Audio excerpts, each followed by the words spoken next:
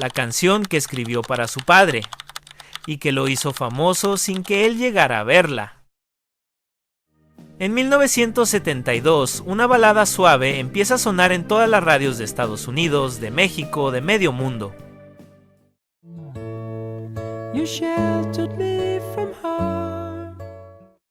Parejas la bailan en sus bodas, adolescentes se la dedican a su primer amor.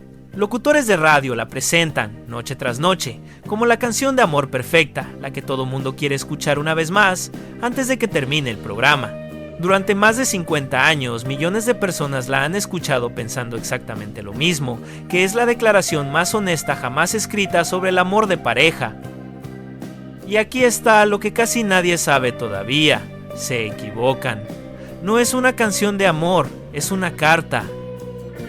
Una carta que un hombre le escribió a su padre, años después de que ese padre ya no estuviera ahí para leerla. Un padre que alcanzó a ver los primeros pasos de su hijo hacia la música, pero que jamás llegó a saber que ese hijo terminaría siendo una de las voces más escuchadas de su generación. Un padre que se perdió por completo la canción que lo terminaría inmortalizando a él, sin que él jamás llegara a escucharla con sus propios oídos.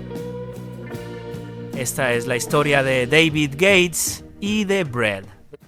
Si tienes más de 50 años, seguramente cantaste Everything I Own alguna vez en tu vida sin saber jamás a quién iba dirigida en realidad. Lo que quizás nunca llegaste a saber es que, detrás de esa balada perfecta, había un grupo a punto de destruirse por dentro. Dos compositores que dejaron de hablarse por culpa de una disquera, y un secreto que su propio autor guardó durante años antes de que el mundo entero terminara cantándolo sin entenderlo. Y todavía hay más. Porque esta no es solo la historia de una canción, es la historia de cómo 4 hombres construyeron, sin proponérselo del todo, el sonido que definiría el rock suave de toda una década, de un miembro fundador que se fue justo antes de que un premio que había ganado años atrás le llegara sin él poder disfrutarlo del todo dentro del grupo, y de cómo ese mismo éxito colectivo terminó siendo la grieta que los separó para siempre. Todo empieza en Los Ángeles, a finales de los años 60, en un momento en el que la ciudad respira contracultura por todos lados. Mientras The Doors llenan clubes en Sunset Strip y el rock psicodélico domina las conversaciones de cualquier cafetería, hay un tipo de músico que trabaja en las sombras de esa misma ciudad, el músico de sesión, el que no sale en las portadas, pero sin el cual ninguna de esas portadas hubiera sonado igual. David Gates es uno de ellos. Nacido en Tulsa, Oklahoma, el 11 de diciembre de 1940, criado en una familia donde la música clásica no era un lujo sino una disciplina diaria, Gates aprende piano y violín desde niño bajo la guía cercana de su propio padre, director de banda musical en una escuela, y de su madre, maestra de piano. Su padre, oriundo de la pequeña ciudad de St. George, Utah, le enseña a leer partituras antes de que aprenda a andar en bicicleta con soltura, y se convierte, según el propio Gates confesaría años después, en el ejemplo más importante de toda su vida, un hombre gentil, respetado por absolutamente todos los que lo conocían. Ese entrenamiento temprano, esa educación formal en armonía y melodía, es lo que después va a distinguir sus canciones de las de casi cualquier otro compositor de rock de su generación. Gates no improvisa acordes al azar. Los construye como quien construye una estructura, ladrillo sobre ladrillo, hasta que la canción se sostiene sola sin necesidad de adornos. Sus primeros pasos como músico los da todavía en Tulsa, tocando en la misma escena local junto a otro joven, que con los años se convertiría en una leyenda propia de la música norteamericana, Leon Russell. Los dos comparten esos primeros escenarios pequeños, esos primeros ensayos improvisados, mucho antes de que ninguno de los dos imaginara hacia dónde los llevaría después la música. Para cuando llega a Los Ángeles, Gates ya se ha ganado una reputación silenciosa dentro de la industria. Publica algunos sencillos como solista, en ocasiones bajo el nombre artístico de Del Ashley, sin mayor fortuna comercial. Pero como compositor de encargo para otros artistas, su suerte es distinta. Escribe Popsicles and Icicles, grabada y publicada en 1963, que rompe a nivel nacional ese mismo año, y llega hasta el número 3 de las listas de Estados Unidos, ya entrado 1964, y también firma Saturday's Child, tema que años después grabarían The Monkees, uno de los grupos más populares de la televisión y la radio juvenil de esa época. Escribe y arregla música también para artistas ya establecidos, entre ellos Glen Campbell, uno de los nombres más grandes del pop country de la época. Se mueve sin que casi nadie fuera del negocio lo note, en el mismo círculo de estudios de grabación donde por esos años trabaja también un grupo informal de instrumentistas de sesión al que la industria terminaría bautizando, con el tiempo, como The Wrecking Crew, los músicos anónimos que tocaron sin firmar nunca con su nombre en la portada, en cientos de los discos más grandes de toda esa década. En 1968, un cantante y compositor llamado James Griffin lo contrata para producir un disco.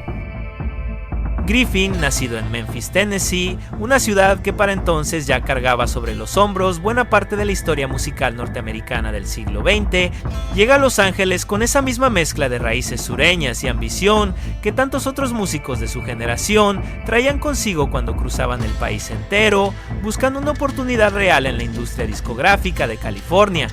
No es un desconocido tampoco, ya sacó un álbum en solitario, Summer Holiday, con resultados modestos pero suficientes para hacerse un nombre entre los músicos de la escena. Griffin tiene una voz cálida, un talante más inclinado hacia el rock y el folk y una energía distinta a la de Gates, donde Gates es metódico y calculado, Griffin es más instintivo, más callejero, más cercano al espíritu de guitarra y actitud que dominaba los clubes de Sunset Boulevard en esos años. Lo que ninguno de los dos imagina en ese momento es que esa sesión de trabajo, pensada como un simple contrato de producción, va a convertirse en el inicio de algo mucho más grande. Se suma un tercer nombre, Rob Royer, guitarrista y compositor multiinstrumentista, también nacido en Los Ángeles, que Gates ya conocía de otros proyectos. Entre ellos una banda llamada The Pleasure Fair que el propio Gates había producido y arreglado años antes, en 1967. Cuando esa agrupación firmó su propio contrato discográfico con otro sello. Los tres, casi sin planearlo del todo, deciden que en lugar de hacer un disco de Griffin producido por Gates, van a formar una banda de 3 cabezas, repartiendo entre ellos tanto la composición como las voces principales. Es, en el fondo, la unión de 3 carreras que hasta ese momento se habían movido en paralelo dentro del mismo circuito pequeño de estudios y sellos discográficos de Los Ángeles, sin que ninguno de los 3 imaginara todavía que estaban a punto de fusionarse en algo mucho más grande que la suma de sus partes individuales. Y aquí aparece uno de esos detalles que parecen inventados pero que la propia historia del grupo confirma una y otra vez en distintas entrevistas. El nombre Bread nace, según el propio Gates contaría después en una entrevista de televisión, de quedarse atorados en el tráfico de Los Ángeles, justo detrás de un camión repartidor de pan. Nada solemne, nada calculado, para variar, en un momento en el que Gates parecía calcularlo todo. Solo una palabra simple, cotidiana, casi doméstica, para una banda que quería sonar exactamente así, sencilla, cercana, sin adornos innecesarios, como el pan de cada día sobre la mesa de cualquier familia. Y aquí hay algo que muy pocas biografías del grupo se toman el tiempo de contar bien, y que resulta fundamental para entender todo lo que viene después. David Gates no llega a esta historia como un principiante con suerte. Años antes de formar Bread, en 1963, escribe Popsicles and Icicles para un grupo vocal femenino llamado The Mermaids.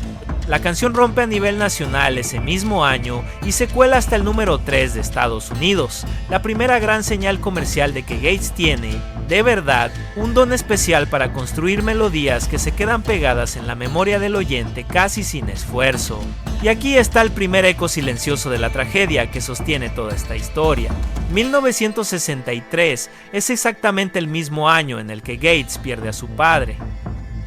El mismo año en que su carrera como compositor empieza por primera vez a mostrar señales reales de éxito comercial, es el año en que el hombre que le enseñó música desde niño ya no está ahí para verlo con sus propios ojos.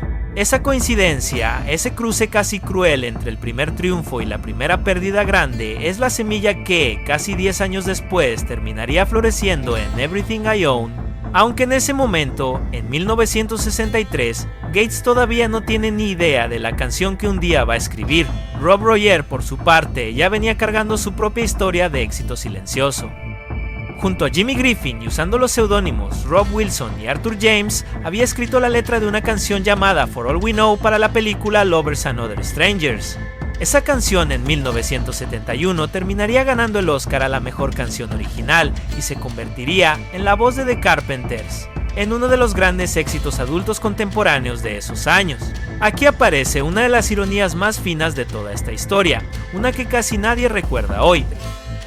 Para cuando For All We Know gana el Oscar en la ceremonia de 1971, Roger ya no forma parte activa de Bread. Había dejado el grupo en 1971, reemplazado en la formación de escenario por Larry Knechtel, justo en el momento en que la banda empezaba a consolidar su éxito más grande gracias a Make It With You. El propio compositor que años atrás había escrito, bajo seudónimo, una de las canciones que definirían el sonido romántico de toda esa época, terminó recibiendo su reconocimiento más importante prácticamente desde afuera del grupo que él mismo había ayudado a fundar. Se fue justo antes de la etapa de mayor dominio comercial del grupo, la que vendría entre 1971 y 1973, y ganó su propio premio grande, por su cuenta, casi al mismo tiempo. Firman con Elektra Records, un sello que en ese momento apenas está incursionando en el terreno del pop melódico, todavía más asociado a nombres del rock y del folk, como The Doors o Judy Collins. Bread se convierte en una de las primeras apuestas pop del catálogo de Elektra, sacan su primer disco, homónimo, a finales de 1969, y el resultado es, para ser honestos, un fracaso comercial casi total. El álbum incluye canciones cuidadosamente construidas, arreglos pulidos, armonías vocales trabajadas con precisión de reloj suizo, y sin embargo casi no vende. La radio no lo programa con fuerza. La crítica lo ignora casi por completo. La banda, que hoy conocemos como sinónimo de balada perfecta, en su arranque no logra que casi nadie la escuche. Para cualquier otro trío de músicos, ese primer tropiezo hubiera sido el final antes de empezar de verdad. Pero Gates y Griffin no se rinden. Deciden que, si van a intentarlo de nuevo, necesitan sonar como una banda completa de verdad, no como tres compositores turnándose el micrófono dentro de un estudio. En el verano de 1969 suman a un músico más, el baterista Mike Botts, nacido en Sacramento, un percusionista sólido, con buen oído para el pop y capacidad de adaptarse al estilo delicado que el grupo busca construir. Con Botts dentro, Bread deja de ser un proyecto de estudio con nombre bonito y empieza a sonar como una banda completa, capaz de sostenerse sola arriba de un escenario frente a público en vivo. Y entonces en 1970 llega el momento que cambia todo. Sacan Make It With You, incluida en su segundo álbum On The Waters. Es una balada suave, casi susurrada, construida sobre un arreglo de cuerdas delicado y una melodía que parece flotar en el aire sin esfuerzo alguno. Gates la escribiría casi por completo él solo. Además de componerla, produce la grabación, toca la guitarra acústica, la guitarra eléctrica y el bajo, y canta todas las voces. El único otro músico que aparece en la grabación original es el baterista Mike Botts. Ni Griffin ni Roger tocan una sola nota en la canción, que terminaría convirtiéndose en el mayor éxito de toda la historia del grupo. La canción llega al número 1 de las listas de popularidad Billboard Hot 100 el 22 de agosto de 1970, desplazando del primer lugar nada menos que a Close to You de The Carpenters y cediendo el trono, apenas una semana después, a War de Edwin Starr. Es, hasta el día de hoy, el único número 1 absoluto que Bread lograría colocar en esa lista en toda su carrera. Con los años, hasta Aretha Franklin grabaría su propia versión del tema, un dato que muy pocos fans casuales del grupo conocen. De la noche a la mañana, Bread deja de ser un proyecto de estudio sin suerte y se convierte en una de las bandas más escuchadas del país. La radio, la misma que un año antes los había ignorado por completo, ahora no puede dejar de programarlos. Y algo curioso empieza a suceder. En pleno auge del rock pesado, de Led Zeppelin, de Black Sabbath, de una generación entera que busca ruido y rebeldía en cada disco nuevo, Bread construye su propio nicho, ofreciendo exactamente lo contrario: calma, melodía, ternura, algo que sonaba casi como una tregua dentro de una época que parecía estar todo el tiempo a punto de estallar por todos lados. Cuando Gates regresa por esos días a su Tulsa natal, su propia madre organiza una recepción para celebrar el triunfo de su hijo. Periódicos locales, estaciones de radio y hasta la televisión de la ciudad se presentan buscando la clásica historia del muchacho local que triunfó, y su madre, encantada, no duda en presumir ante la prensa lo orgullosa que se siente. Una escena casi de otra época, de un pueblo entero celebrando a uno de los suyos, mientras a cientos de kilómetros de ahí, en Los Ángeles, la maquinaria completa de la industria discográfica ya empezaba a construir alrededor de Bread una de las marcas más rentables del pop de la década. Poco después del éxito de Make It With You, el grupo decide regrabar y relanzar como sencillo It Don't Matter To Me, un tema que ya habían incluido en su primer álbum Sin Pena Ni Gloria. Esta vez, con el impulso del éxito reciente detrás, la nueva versión sí logra colarse hasta el número 10 del Hot 100 estadounidense y hasta el número 2 del listado de Easy Listening, confirmando que Make It With You no había sido un golpe de suerte aislado, sino el inicio de una fórmula que el público estaba dispuesto a seguir comprando disco tras disco. Ese contraste, en su momento, les da una identidad propia dentro del mercado. Una franja de radio entera que empieza a construirse alrededor de ese sonido suave que después la industria bautizaría con el nombre de I Am Gold. Pero también, sin que ellos lo sepan todavía, empieza a sembrar la semilla de un desprecio silencioso por parte de cierta crítica especializada, que rápidamente los etiqueta como música fácil, como el hermano menor, domesticado, del verdadero rock. Esa etiqueta va a perseguirlos durante años y va a doler sobre todo a los miembros del grupo que sí venían de una tradición más cercana al rock clásico y que no se sentían del todo cómodos usando la palabra balada para describir su propio trabajo. Con Roger ya fuera de la formación de escenario en 1971, entra Larry Knechtel, bajista y tecladista, uno de los músicos de sesión más respetados de todo Los Ángeles, miembro habitual de ese mismo círculo de instrumentistas conocido después como The Wrecking Crew. Knechtel es ni más ni menos el pianista que toca en Bridge Over Troubled Water de Simon Garfunkel, uno de los temas más reconocidos de toda la historia de la música popular grabada en estudio, y el mismo músico que años antes había tocado también en Pet Sounds, el álbum más celebrado de The Beach Boys. Con él, la formación clásica de Brett queda completa: Gates, Griffin, Botts y Knechtel, los 4 nombres que el público terminaría asociando para siempre con este sonido. Y con Knechtel llega, sin que nadie dentro del grupo lo formule así en voz alta, algo todavía más valioso que su talento técnico. Una cercanía absoluta con exactamente el tipo de sonido cálido y orquestado que Gates llevaba años tratando de perfeccionar. No es casualidad que, con Knechtel ya integrado por completo, Brett entre a la etapa más consistente de toda su carrera, la que va a definir, de una vez por todas, cómo suena el rock suave norteamericano de los años 70 para el resto del mundo. Aquí aparece la primera fisura real, la que sostiene todo lo que viene después de este punto de la historia. Cuando forman el grupo, Gates y Griffin llegan a un acuerdo informal, de esos que se sellan con un apretón de manos entre amigos que confían plenamente el uno en el otro. Las canciones que se lanzan como sencillo se van a repartir de manera pareja entre los dos compositores, un tema de Gates, un tema de Griffin, reparto justo entre 2 socios que en ese momento se consideran, además de compañeros de trabajo, verdaderos amigos que comparten hasta las mismas giras de promoción por todo el país. Pero hay un problema, y ese problema tiene nombre: el mercado. Las canciones de Gates son sistemáticamente las que suenan mejor en la radio, las que llegan más alto en las listas, las que el público pide una y otra vez en las estaciones locales.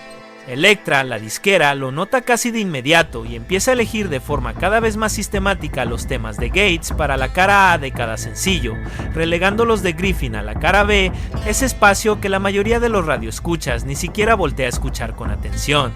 Griffin observa cómo, uno tras otro, sus propios temas quedan enterrados detrás de los de su socio. El acuerdo que habían hecho entre amigos en la práctica cotidiana del negocio discográfico deja de existir sin que nadie lo haya cancelado formalmente en ningún papel. Nadie firma nada nuevo. Nadie discute abiertamente el tema en una junta. El resentimiento simplemente empieza a acumularse en silencio, sesión de grabación tras sesión de grabación, disco tras disco, gira tras gira. Con el paso de los años, la revista Rolling Stone describiría esa etapa con una comparación que se volvería célebre entre los conocedores de la historia del grupo. Griffin, según esa crónica, empezó a jugar el papel de Salieri frente al Mozart comercial en que se había convertido Gates, condenado a presenciar de cerca un talento que él no podía igualar en ventas, sin poder hacer nada para cambiar el curso de las cosas. Es una imagen dura pero honesta y resume perfectamente la dinámica que terminaría por consumir al grupo desde dentro, mucho antes de que el público de afuera pudiera siquiera sospecharlo. Lo más doloroso de esa dinámica, quizás, es que ninguno de los dos actuaba de mala fe. Gates no estaba saboteando a su socio a propósito, simplemente escribía canciones que funcionaban mejor en la radio, y la disquera, guiada únicamente por cifras de ventas, tomaba sus decisiones en consecuencia. Griffin, por su parte, tampoco estaba exagerando un simple capricho de ego. Veía, disco tras disco, cómo su propia voz como compositor iba perdiendo espacio dentro de un proyecto que él mismo había ayudado a fundar. Dos verdades legítimas, encontradas de frente sin que ninguna disquera ni ningún contrato se hubiera tomado la molestia de prever qué hacer cuando eso llegara a suceder. 11 sencillos de éxito entre 1970 y 1973. Los 11, escritos y cantados por David Gates. Ese dato, que hoy parece solo una curiosidad de discografía para coleccionistas, en ese momento es una herida abierta dentro del grupo, una herida que ninguno de los dos socios se atreve todavía a discutir de frente. Arriba de un escenario donde el público solo ve armonías perfectas y sonrisas de compañerismo. Y en medio de ese silencio incómodo entre los dos socios llega 1972, el año en que Bread alcanza su cima absoluta como fuerza comercial. Sacan 2 álbumes completos en un solo calendario, Baby I'm a Want You y meses después, Guitar Man. Entre ambos, colocan 6 canciones dentro del top 20 de Estados Unidos, una cifra que muy pocos grupos de esa década logran sostener en un periodo tan corto de tiempo. Contando todo su periodo de mayor esplendor, entre 1969 y 1973, Bread llega a colocar cerca de una docena de canciones distintas dentro del Hot 100 estadounidense, repartidas en 6 álbumes de estudio grabados en apenas 4 años. Un ritmo de producción casi inhumano, sostenido por un grupo que hacia afuera parecía tener todo bajo control. Baby I'm a Want You se convierte en un himno instantáneo, con arreglos que muestran a un Gates cada vez más seguro de su propio estilo. Llega hasta el número 3 del Hot 100, convirtiéndose en el tercero de los 4 sencillos de Bread, que alcanzarían un lugar entre los primeros 5 de esa lista a lo largo de toda su carrera. The Guitar Man y Sweet Surrender completan un catálogo de sencillos que, escuchados hoy, forman prácticamente el manual de estilo del soft rock norteamericano de los años 70. Bread, junto a nombres como Carole King, James Taylor y The Eagles, termina convirtiéndose en una de las bandas que definen el sonido relajado y melódico que domina la radio FM del sur de California durante esos años. La diferencia es que, mientras esos otros nombres son celebrados casi de inmediato por la crítica como artistas serios y respetados, Bread queda relegado, injustamente, al cajón de la música para escuchar de fondo, un juicio que con el paso de las décadas la propia crítica terminaría revisando y suavizando bastante. Puertas afuera, todo parece perfecto. Bread llena teatros, vende discos de oro, aparece en programas de televisión de gran audiencia, presentándose ante millones de espectadores como el cuarteto sonriente y perfectamente afinado que el público quiere ver. Cualquiera que los viera desde fuera pensaría que se trata de 4 amigos disfrutando juntos del momento más dulce de sus carreras. Exactamente la imagen que cualquier disquera sueña con vender. Puertas adentro, la tensión sigue creciendo con cada sencillo que Elektra vuelve a asignarle a Gates. Y es precisamente en ese año de máximo éxito comercial, con el grupo en la cúspide absoluta de su carrera, cuando David Gates escribe la canción que, sin saberlo nadie todavía, va a convertirse en la pieza más importante de toda su trayectoria como compositor. Guárdate esto, porque es la revelación central de esta historia.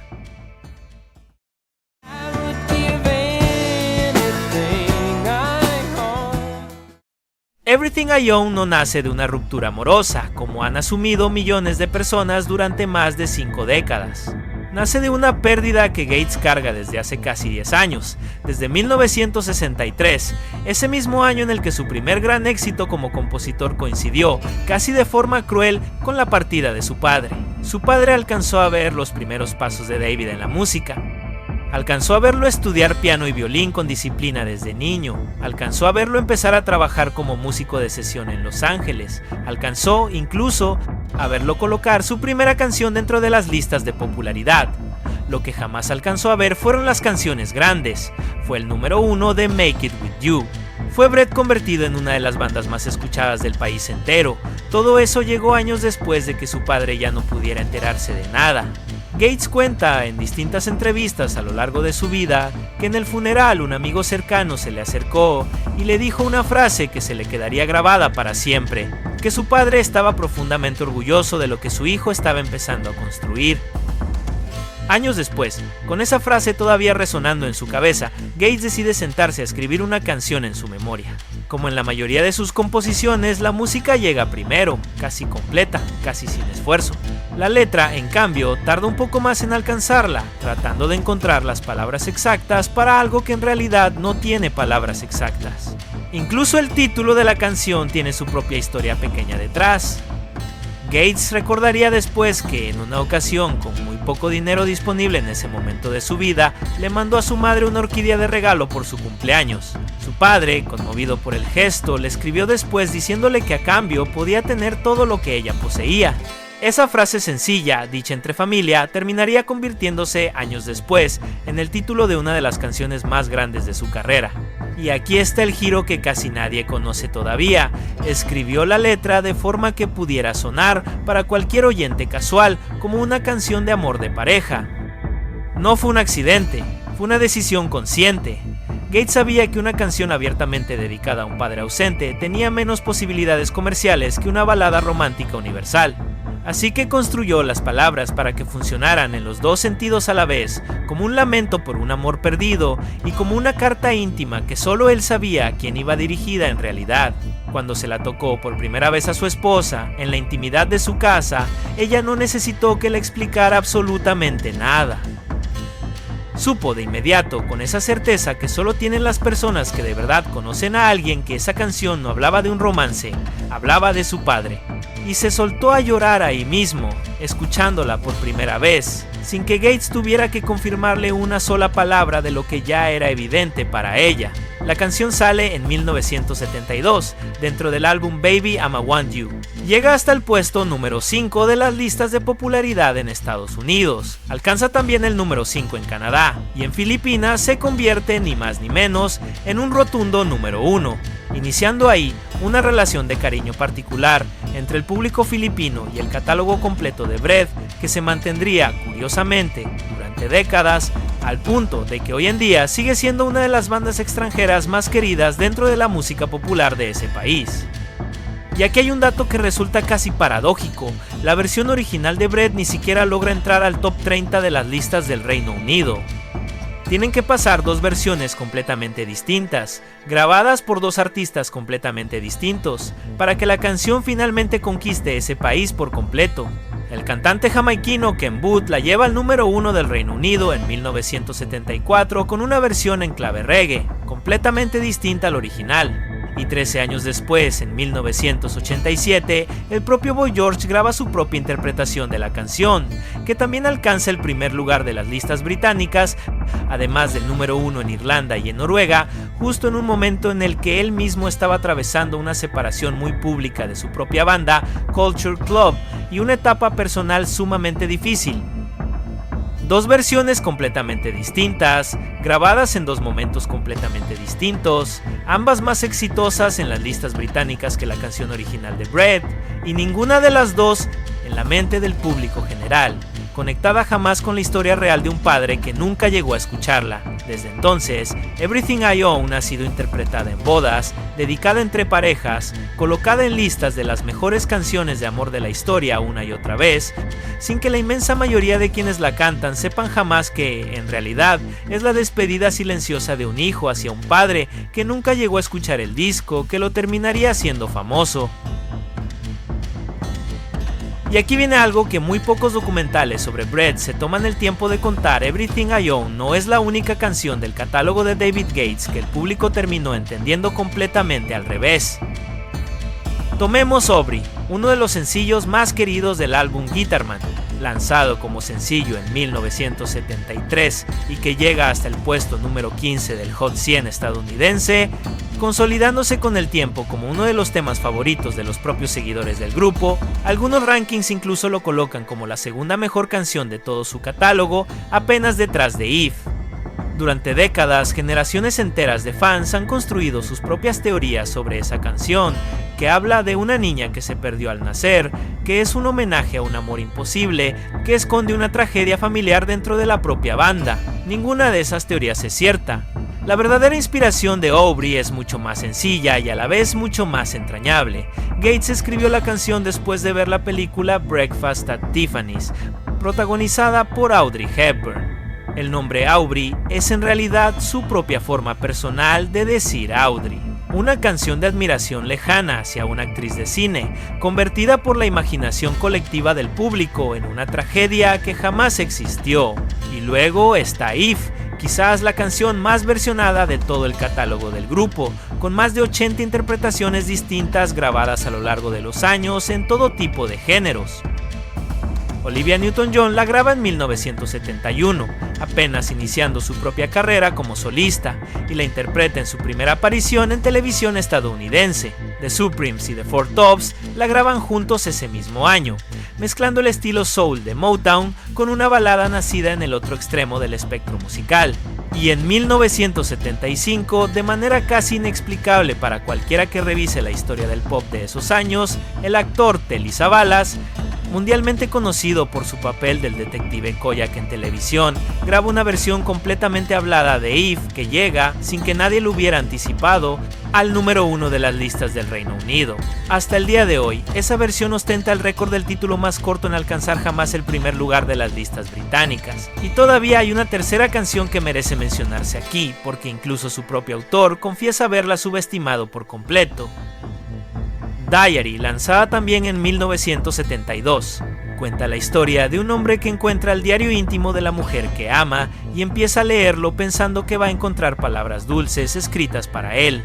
El giro llega al final. Descubre que en realidad ella escribe sobre otro hombre, y en lugar de resentimiento, el narrador de la canción decide, con una entereza casi dolorosa, desearles felicidad a los dos. El propio David Gates confesaría después, en una entrevista con el periodista Gary James, que Diary fue la única vez en toda su carrera en que su instinto para reconocer un éxito comercial le falló por completo. Pensó que era simplemente una balada íntima y delicada, sin ningún potencial real para las listas de popularidad.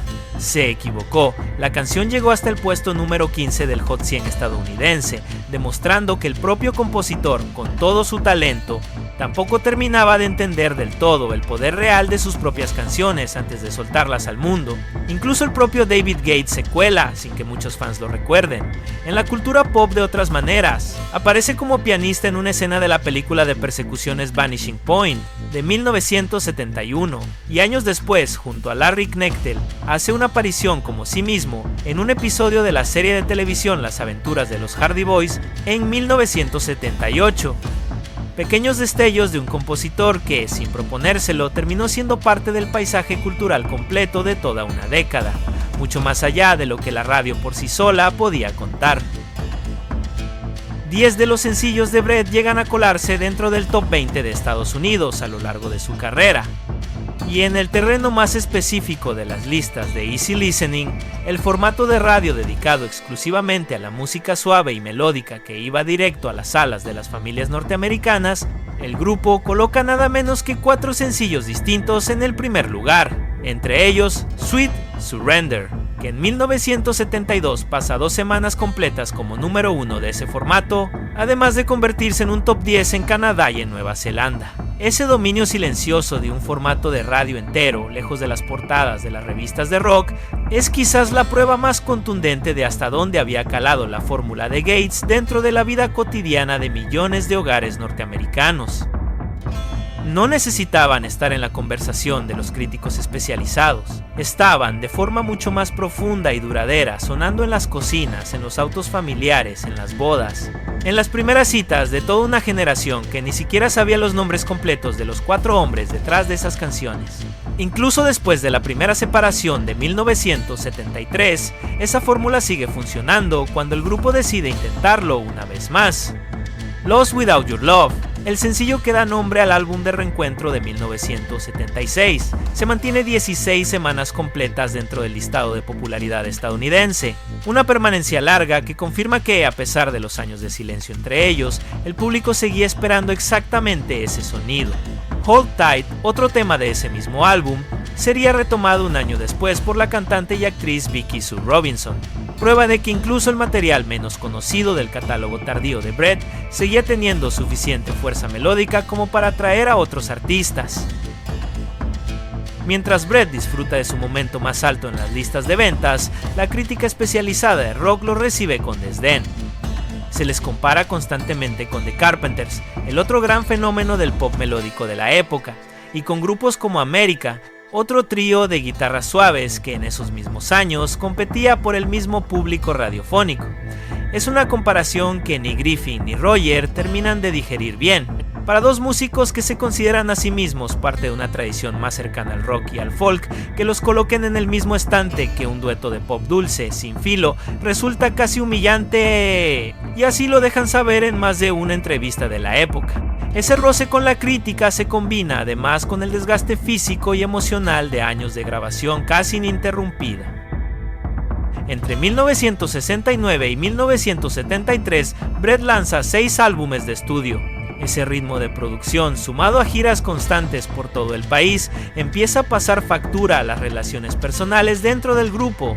Ya no son solo tensiones creativas por el reparto de sencillos, son la fatiga acumulada de 4 hombres que pasan más tiempo juntos en estudios y autobuses de gira que con sus propias familias, viendo crecer a sus hijos a través de llamadas telefónicas de larga distancia entre una ciudad y otra. Piensa en lo que eso significa día a día. Un estudio de grabación en Los Ángeles una semana, un auditorio en el otro extremo del país la semana siguiente, hoteles que empiezan a parecerse todos entre sí, 4 hombres que en el escenario siguen sonando perfectamente afinados entre ellos, mientras que fuera de las luces apenas se dirigen la palabra más allá de lo estrictamente necesario para armar el siguiente concierto. Esa clase de desgaste no aparece en ningún comunicado de prensa. No sale en las entrevistas de radio donde todos sonríen y hablan del gran momento que está viviendo el grupo. Se acumula en silencio, en los camerinos, en los viajes de regreso a casa que cada vez se sienten más largos. Y justo antes de un concierto programado en el Salt Palace de Salt Lake City, en junio de 1973, ocurre el incidente que muchos dentro del propio grupo señalarían después como la gota que derramó el vaso.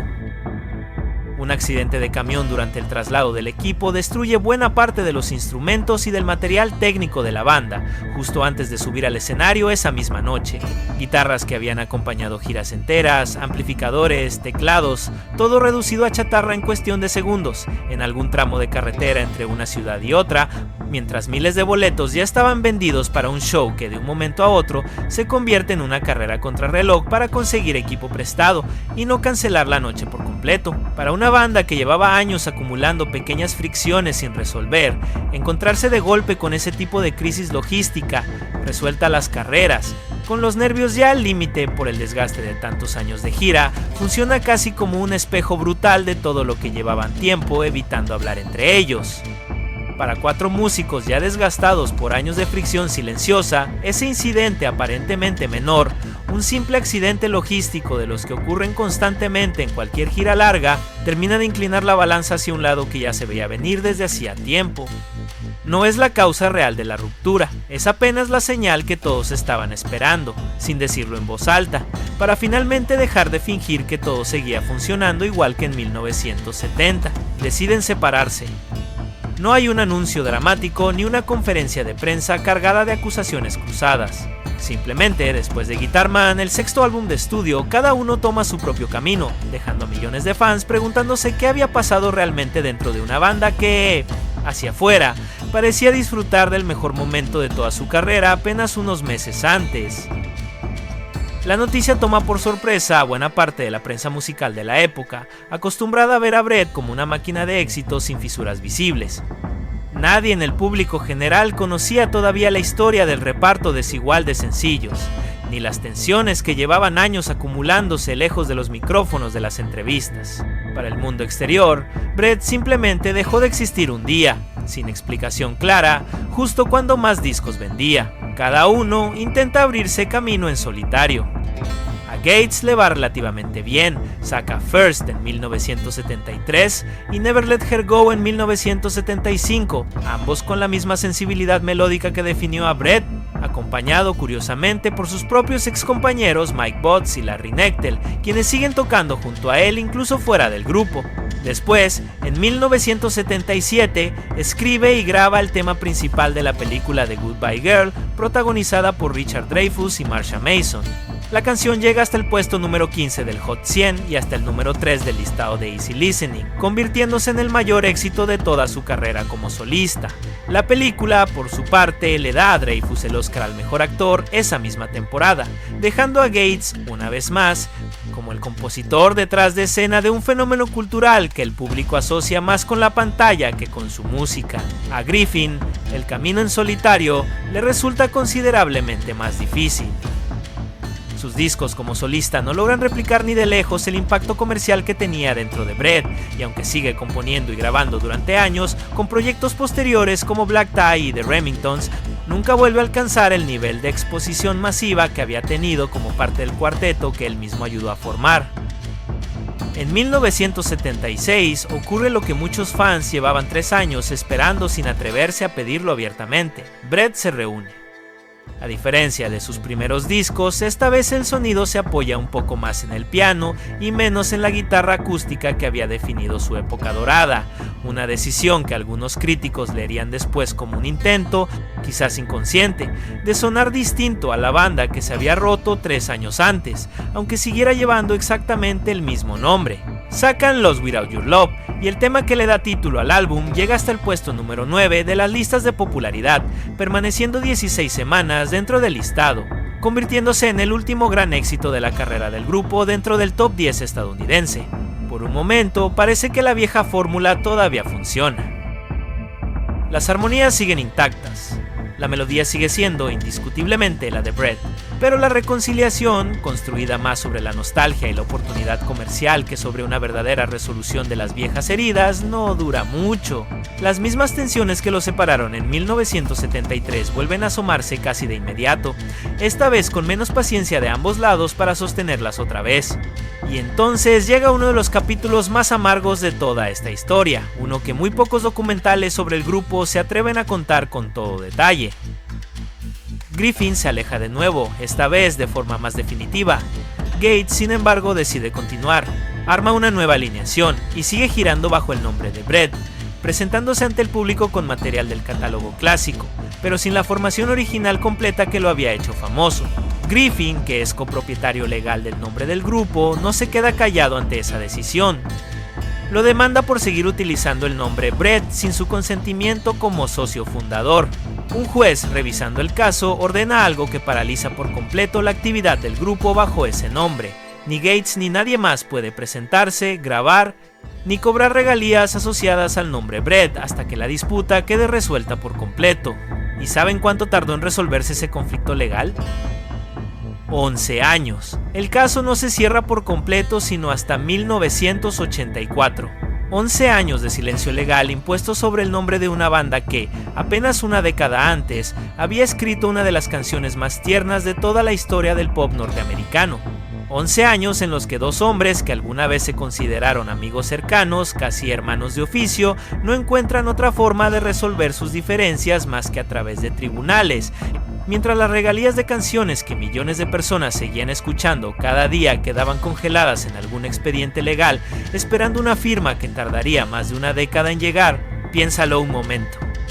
Mientras ese expediente legal seguía abierto, en algún lugar del mundo una pareja se casaba con Everything I Own sonando de fondo. En otro, alguien la escuchaba por radio manejando de regreso a casa después de un día largo de trabajo. La canción seguía viva, seguía generando dinero, seguía tocando a gente que ni siquiera conocía la existencia de Bread como grupo.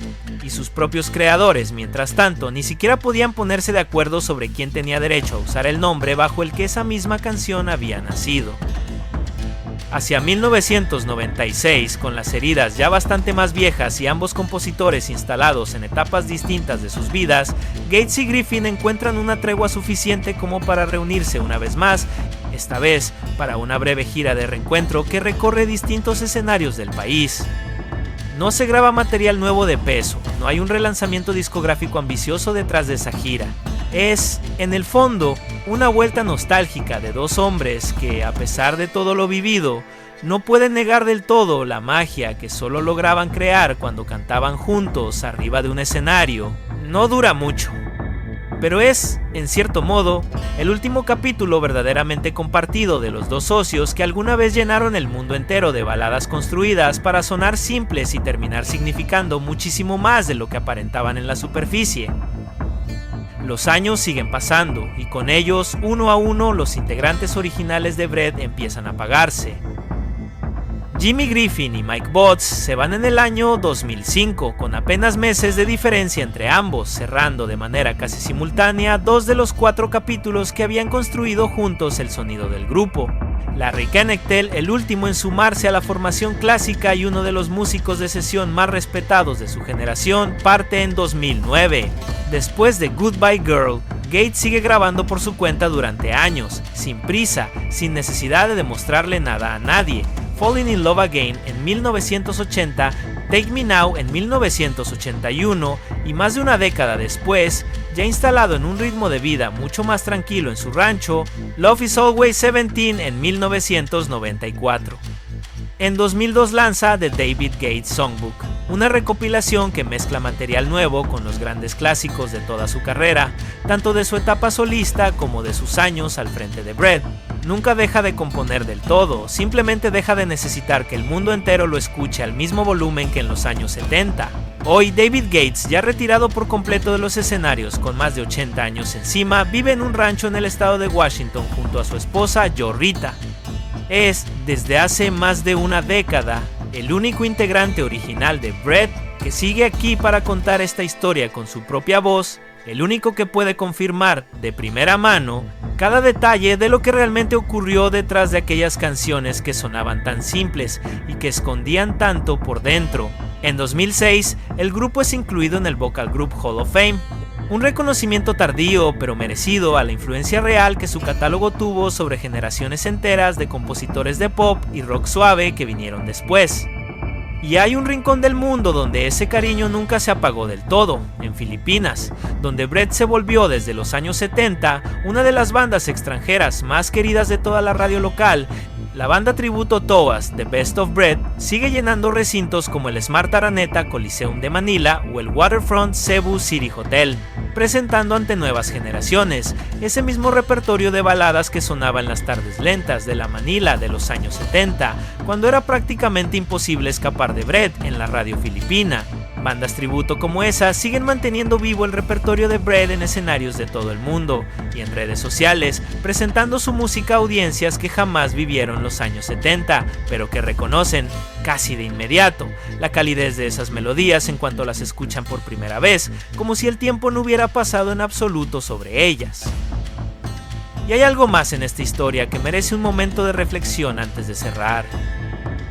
Piensa en Larry Knechtel, el último en integrarse a la formación clásica de Bread. Durante años, antes de sumarse al grupo, había sido exactamente el tipo de músico que nadie reconoce por la calle, el que toca el piano en Bridge Over Troubled Water sin que su nombre aparezca en ningún lado visible del disco, el que aporta el sonido que millones de personas tararean sin saber jamás quién estaba detrás del teclado.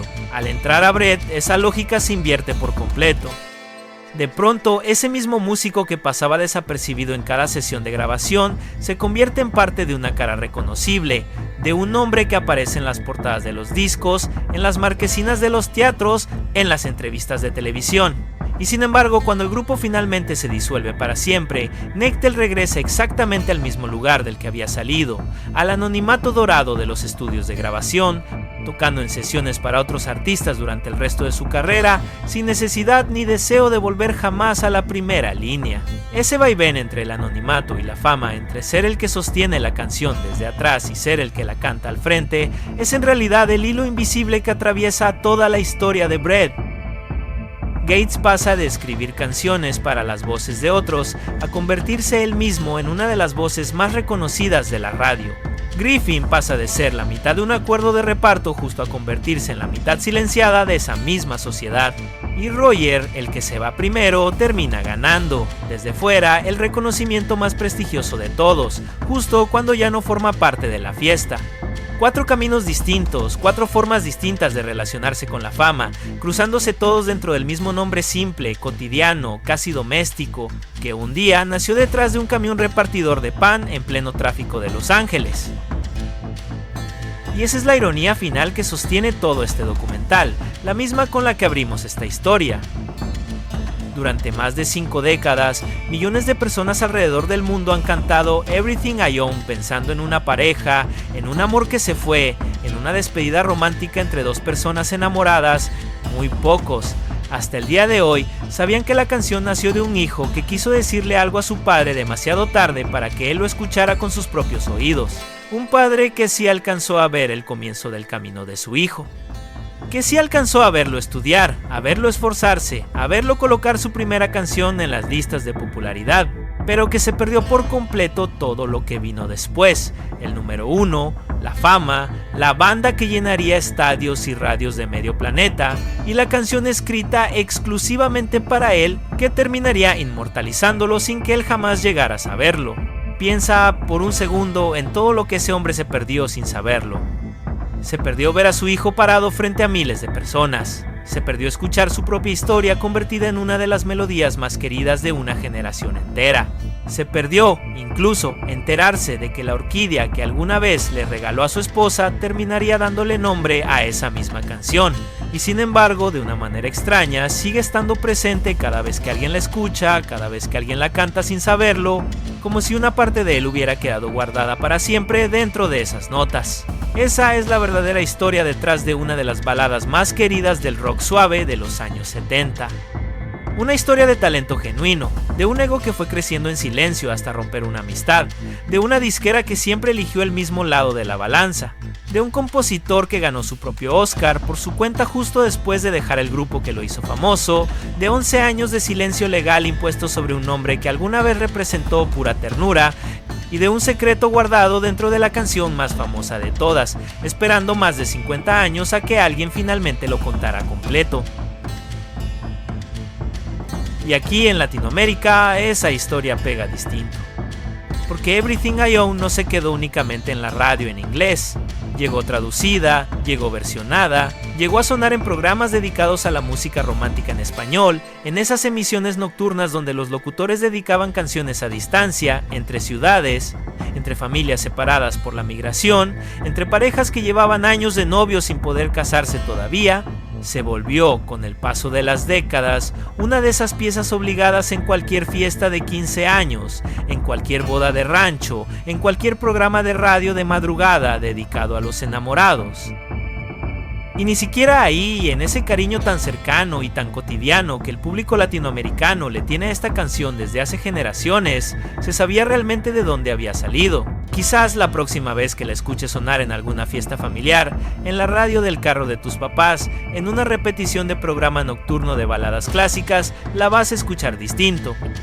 Vas a pensar, aunque sea por un segundo, en un joven compositor de Oklahoma que perdió a su padre justo cuando su carrera apenas empezaba a despegar y que necesitó casi 10 años y una banda entera para finalmente encontrar la forma de decirle, a su manera, todo lo que nunca alcanzó a decirle en vida.